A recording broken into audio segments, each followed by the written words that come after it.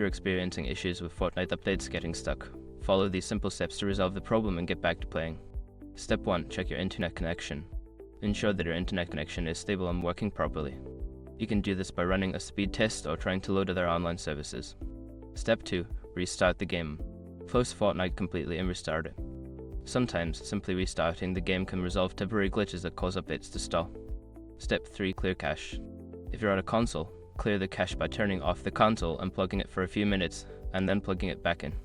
For PC, you can clear the Epic Games Launcher cache by navigating to the settings and selecting the option to clear the cache. Step 4. Update the Epic Games Launcher. Make sure that the Epic Games Launcher is up to date. An outdated launcher can cause issues with game updates. Check for any available updates and install them.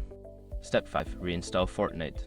If the update is still stuck after trying the previous steps, consider uninstalling and then reinstalling Fortnite.